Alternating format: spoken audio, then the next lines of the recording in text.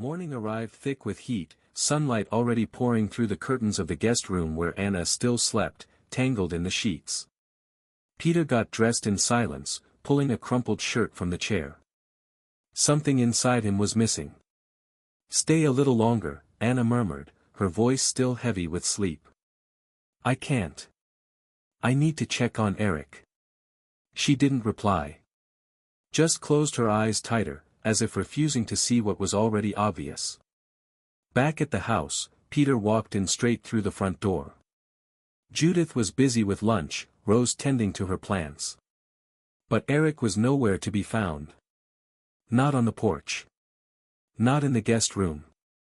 Not in the studio. It was there, by the easel, that Peter stopped. The unfinished canvas seemed to breathe. The brushstrokes were unmistakable, soft, deliberate, full of emotion. His own body stood tall on Aaron's back beneath an open, golden sky. But there was more, the gaze. The way Eric painted him wasn't just observation. It was intimacy. Peter smiled, his chest warming from the inside out. Without another thought, he saddled Aaron and took off. He knew exactly where to go. Moments later, he found Eric by the lake, the same lake where he almost lost him days before. His cousin was stretched out on the grass, sunglasses on, a book resting on his chest, a lit cigarette between his fingers. The smell of water, smoke, and summer filled the air with cinematic intensity. Peter's heart thumped harder. Eric noticed him approaching and smiled lazily. "Ran away from your fiancé already?" Peter sat beside him, silent. "You're quiet today, cowboy," Eric teased, offering the cigarette. "Want some?" Peter took it, inhaled awkwardly, and immediately started coughing. "You're out of practice," Eric laughed. "City boy can't hang anymore." Peter looked at him for a beat too long. The smile on Eric's face slowly faded. Then, without a word, Peter leaned in, and kissed him. It was intense. Warm. Raw. A kiss that spoke louder than anything Peter could have said. Eric froze, breath caught, then pulled back, dazed. "Peter, what was that?" Peter was breathing hard, his eyes shining. "You talk in your sleep. Say my name." "I heard you. That night, in the guest room." "You don't remember?" Eric blinked, the memory returning like a lightning flash. A chill raced down his spine. That hadn't been just a dream. Peter let the cigarette fall to the grass. And kissed him again. Harder this time. With hunger. With surrender. Their mouths fit like they'd been waiting for this their whole lives. Eric gave in. Fiercely. Passionately. Every second charged with what they'd both held back. Hands searched. Clothes disappeared under greedy fingers. Skin met skin. All the tension they'd buried now spilled free. And just then, a voice sliced through the moment like a crack of thunder. "Boys. Come eat. Everyone's waiting." It was Judith. Peter's eyes flew open, shirtless, breathless, nearly falling over. Eric burst into laughter, chest rising and falling. "We're coming." Peter shouted back, voice cracking in surprise. At the lunch table, Peter was silent, stabbing at his food with suspicious intensity. Shoulders tight, jaw clenched. Eric, however, couldn't stop the small smile tugging at the corner of his lips. Rose noticed. "You staying with Anna again tonight, sweetheart?" Peter paused mid-bite, eyes fixed on his plate. "No. I want to sleep here at home tonight." Then he glanced at Eric. A look that said it all. Eric looked away, his face red, but the smile still lingered at the corner of his lips. Later, Eric returned to the studio. The painting still waited for him, silent. He sat in front of the canvas and resumed the strokes with steadier hands. He painted Peter with the sun reflecting off his skin, just like that morning by the lake. He painted with his body. With memory. With his heart. Every brushstroke was a gesture he longed to repeat. But Peter didn't show up for the rest of the day.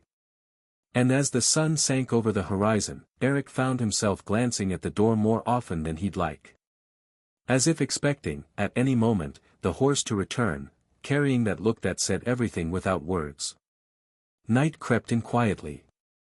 The farmhouse slept, wrapped in the sounds of nature and the day's lingering heat. Eric, alone in the guesthouse room, got ready for bed. He took a long shower, the bathroom door left ajar. Steam drifted through the space, mixing with the scent of soap and the rhythm of falling water. His thoughts floated between the lakeside kiss and the silence that followed. Peter hadn't come. And the absence ached in a way he chose not to name. Eyes closed under the stream, Eric let the warm water run down his skin, trying to clear his mind. That's when Peter entered, unnoticed. Silent, determined, moved by something burning inside. A fire he could no longer contain, and didn't want to. He was ready to give in and burn in that pulsing flame. He was in his underwear, chest still damp from the day's heat, his gaze fixed on the image before him. Eric, back turned, unaware of the presence watching him with a mix of hunger and awe. Peter slid his briefs down his legs, heart racing. For a moment, he just stood there, taking in the sight of Eric under the water, muscles outlined, breathing slow, the scene intimate and mesmerizing. Something in him let go. Or broke free. Eric turned and saw him. Peter, naked, standing in the doorway, eyes intense, wild, full of want. Peter. No reply. Peter answered only with the sound of the door closing and locking. Then he stepped forward, like a lion stalking his prey. The kiss came like lightning. Hot. Wet. Overwhelming. Peter wrapped him in his arms with urgency and longing, as if everything he'd held back had to erupt in that instant. Water poured over them, blending with steam and sweat. Hands roamed backs, waists, necks. Bodies pressed together, seeking fusion. There, under the shower, they made love for the first time. No words. Just quickened breaths, muffled moans, touches that spoke louder than any confession. Peter moved with intensity, the hunger of someone who had finally reached what he'd wanted for so long. Eric surrendered, eyes closed, body ablaze. The water masked everything else. But fearing the world might hear, Peter gently covered Eric's mouth. The tension between restraint and release created an electric, passionate rhythm. And there, in the steam and whispers, something new was born between them. Something neither of them could yet name, but that already had full control. Minutes later, still breathless and tangled together, the world called them back. Peter. You in there, boy? Judith's voice broke through like a thunderclap. Peter jumped. Grabbed a towel in a rush, heart still pounding, and unlocked the door. Coming, he called back, trying to sound composed. Eric, still naked under the water, laughed shyly, hiding his face in his hands. They didn't yet have the words to explain. But they had something bigger than that, the feelings and tension that spoke louder than anything else. Steam still lingered in the hallway as Judith appeared at the slightly open door. Peter was already dressed, trying to catch his breath, towel over his arm. She looked at him with mild curiosity and simply said, "Anna's here looking for you, Peter." And just then, Anna appeared behind Judith, eyes wide with shock and frustration. "Peter, what is this?" she asked, her voice tight. He stood up abruptly and replied, his tone restrained but firm. "What do you mean? There are only men here. I just needed to use the bathroom, and Eric was already in the shower." "What are you doing here?" Anna feigned confusion. "Well, I just came to drop off the pie my mom made, and I missed you. I thought maybe I could sleep over tonight." Peter closed his eyes for a second, clearly irritated. "At this hour, Anna? Wandering around the farm at night, without telling anyone? It's dangerous." Anna stepped back, wounded by the cold tone. Judith sensed the tension and stepped in quickly, trying to smooth things over. "I'll put the pie away for later. Let's talk about this some other time, okay?" She gently led Anna toward the kitchen, leaving Peter alone in the hallway. His anger twisted into shame. He felt exposed for having given in so deeply, and for nearly getting caught. And he was angry at Anna, too, for being so intrusive. In the kitchen, Anna let out a sigh before speaking.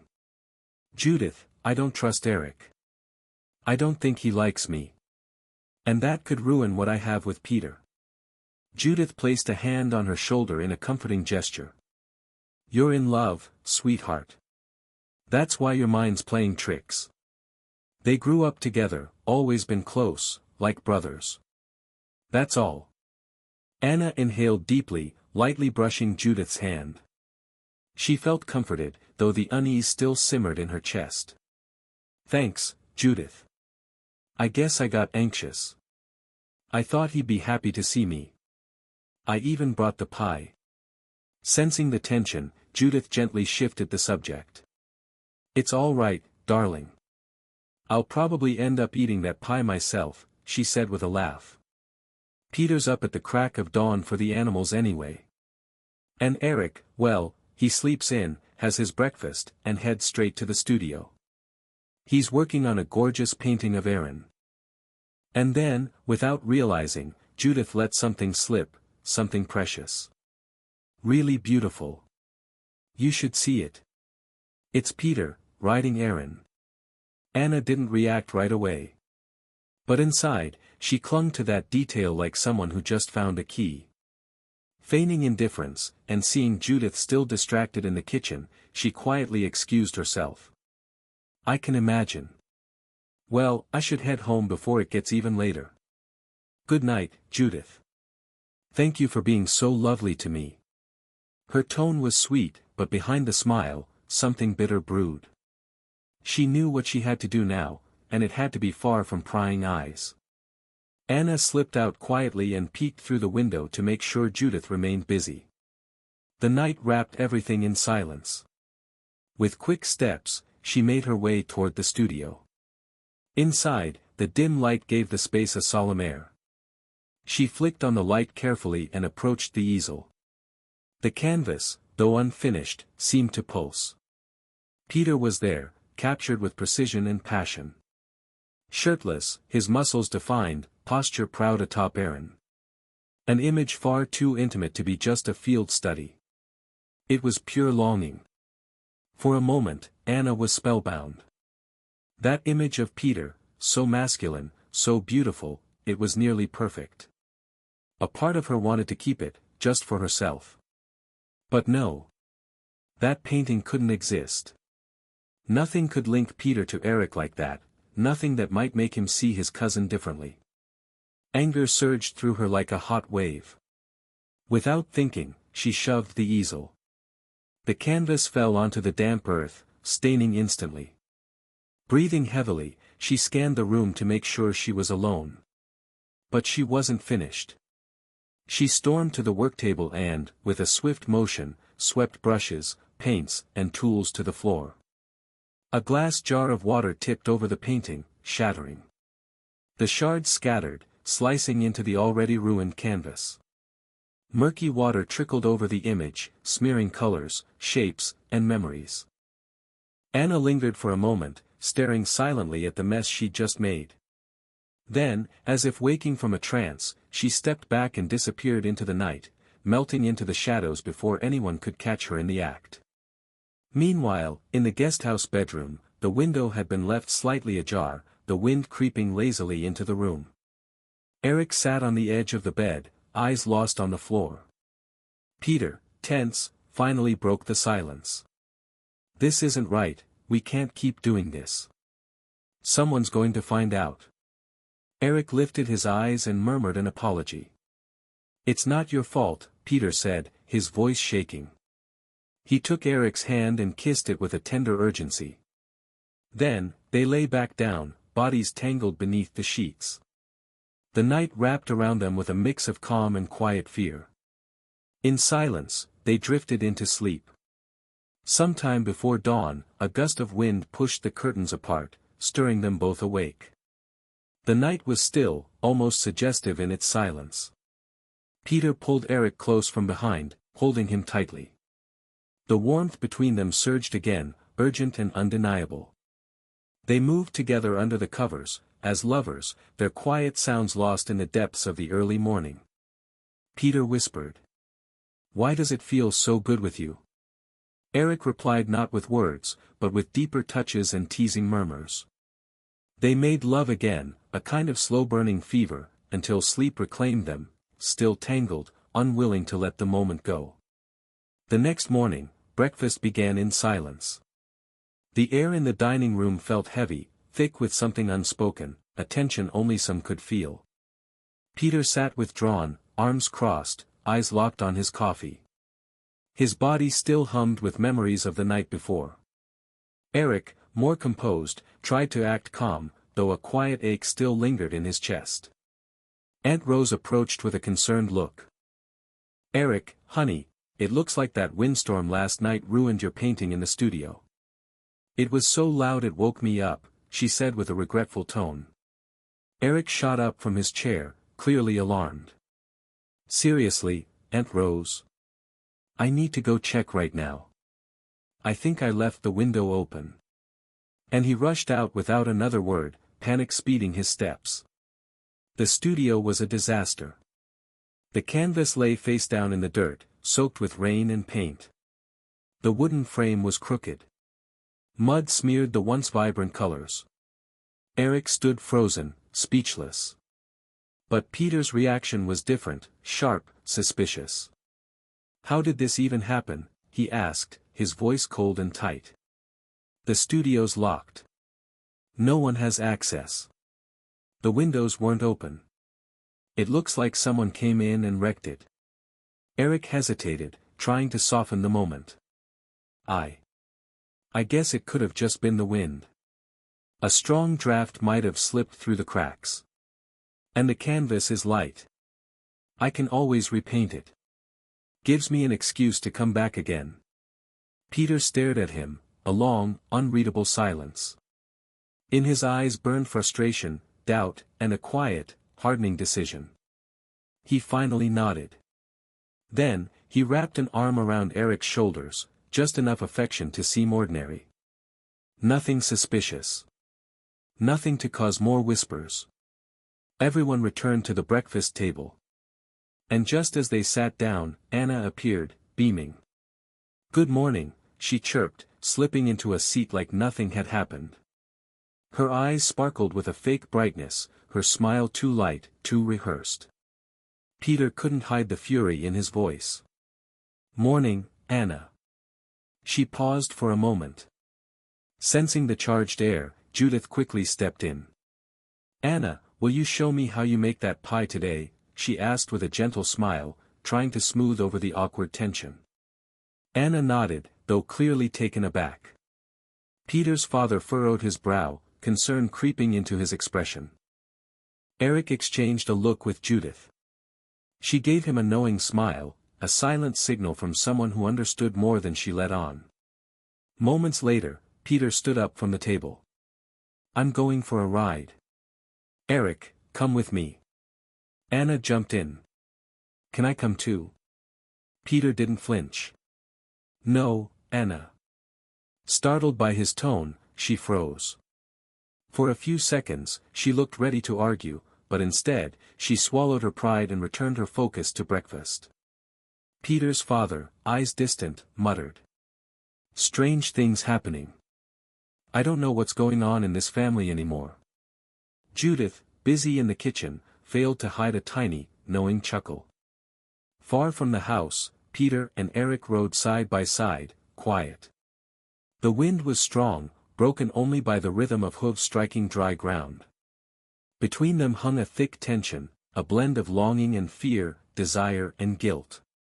They knew they weren't out there for the scenery. They knew it was already too late to turn back. And though losing the painting hurt, neither believed it was enough to tear them apart. Riding Aaron, they made their way to a hidden corner of the farm, a stretch between cornfields, secluded from view, bathed in the soft glow of the setting sun. There, they found the silence they'd been needing. Peter rode ahead, lost in thought, frustration with Anna, heartbreak over the ruined painting, and a deep ache for what had been broken, and what still might be restored. Eric followed closely, steady and attuned to his cousin's mood, arms wrapped around his waist. They dismounted, settling side by side on the soft earth. Their bodies felt light. Peter took a deep breath. "I'm sorry about the painting," Eric murmured, watching him closely. "But I remember every detail, your body, the light that framed you, it was all there." Peter turned slowly, a sly grin tugging at his lips. "Then let me show you the real thing," he said, voice low and inviting. No hesitation. A single shared breath ignited the spark. Under the amber light of late afternoon, their tension spilled into eager touches and deep kisses. Their bodies found each other like home. Hidden in the tall stalks, wrapped in grass and leaves that cloaked their secret, they surrendered, urgent, unrestrained. Time dissolved. Fingers explored warm skin, bodies tangled together, and the outside world slipped away. When silence returned, they lay on the cool earth, limbs still entwined, sharing gentle kisses and interlocked hands. The dusk air seemed to bless them, even as the sun withdrew. "I have to go back soon," Eric whispered, shattering the stillness. "Just a few more days, a week at most." Peter pulled him closer, holding him tight. "That's enough for me." They gave themselves to each other again, this time slower, deeper, full of quiet reverence. There was no urgency. Just presence. The kind that carried both farewell and yearning. But they didn't realize they were being watched. Between the stalks, Jack stood motionless, his expression a blend of shock and disapproval. The farmhand, well acquainted with every hidden path, had stumbled upon them. And what he saw between those two young men, he considered a violation of everything he thought he knew. But he said nothing. Just stepped back slowly, storing the truth like a secret weapon. When Peter and Eric returned to the main house for lunch, they were beaming. Laughing, joking, their eyes brighter, as if nothing had happened. As if nothing could touch them. Jack walked in quietly, heading for his meal. Everyone greeted him as usual. Peter offered his friendly tone, but Jack didn't respond with his usual respect. Instead, his face was stern, his silence cold. Peter noticed. So did his father. A heavy stillness fell over the room, broken only by the clinking of cutlery. The cousins shrugged it off. Jack might have just been tired. After the meal, Peter went to tend the animals, and Eric returned to the studio. Neither knew they'd been seen. But something in the air had already shifted. The kitchen stood empty except for Judith, absorbed in her tasks, and Jack, who was still finishing his meal. In truth, he was waiting for the right moment to confess to the housekeeper what he had seen. "Judith," he called, breaking the silence. "Yes, Jack, how's your chicken?" she replied, briefly. "Good as always," he said, terse. "Judith." "I saw Peter and Eric lying together, out in the field. Naked, kissing. I couldn't believe what I saw, but I swear I did." Judith was taken aback, and tried to swallow her reaction. She stopped washing dishes, turned off the tap, dried her hands on the dish towel, and faced him, stunned. "What do you mean, Jack?" she retorted, feigning ignorance. "Well, I always figured Eric was gay, but Peter, he has a girlfriend. They didn't see me. They don't even know I know. And I came to talk to you because I don't know what to do. Whether I tell the boss right away or keep quiet. I don't know. I just wasn't expecting any of this." Judith knew this could destroy everything and ignite an unprecedented scandal. Peter was like a son to her, and she would do anything to protect him. So she insisted Jack stay quiet. "Listen, Jack, it's complicated. One way or another, he's the boss's only son. Your Ben would go ballistic if he heard this, might even collapse, God forbid. And besides, you could end up bearing the fallout. Have you thought about Anna, her parents, how they'd react? That would be it for that marriage. Exactly, Jack said, not meeting Judith's eyes. That's why I wanted to ask you first.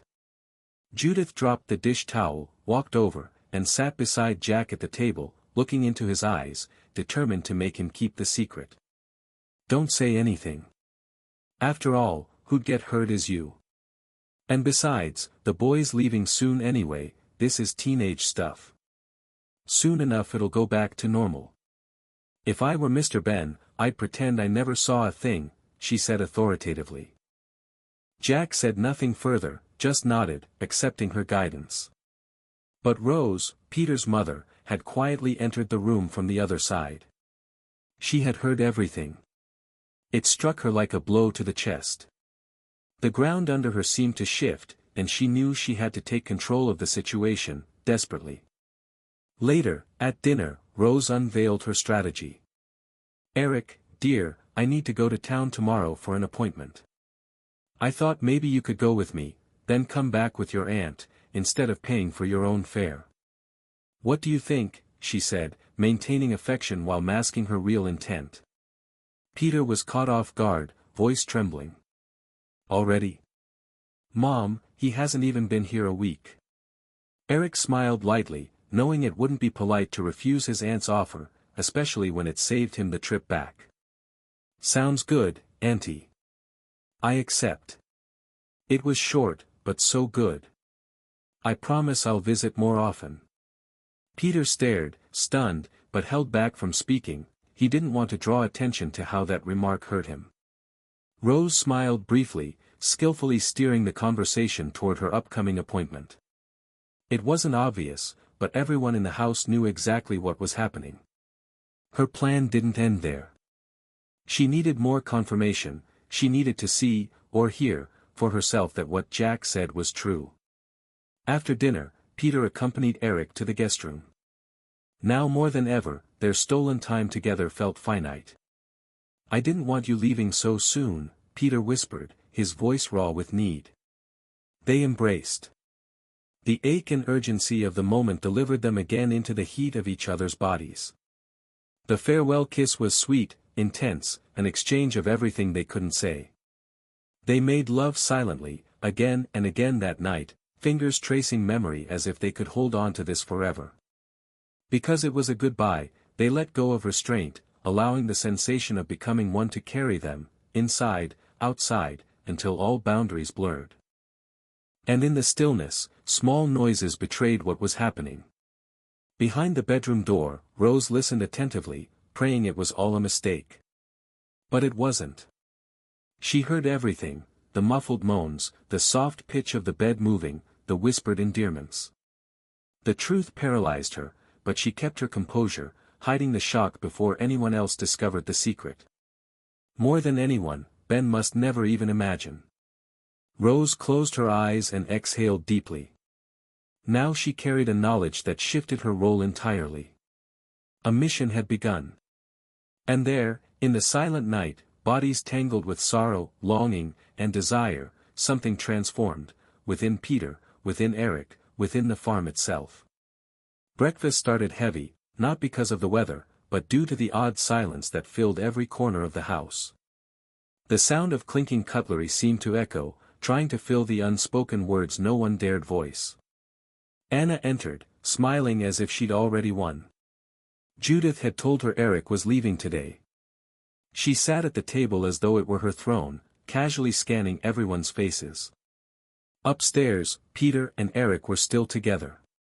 Eric was slowly folding his clothes while Peter watched him in silence. They hadn't said a real goodbye yet.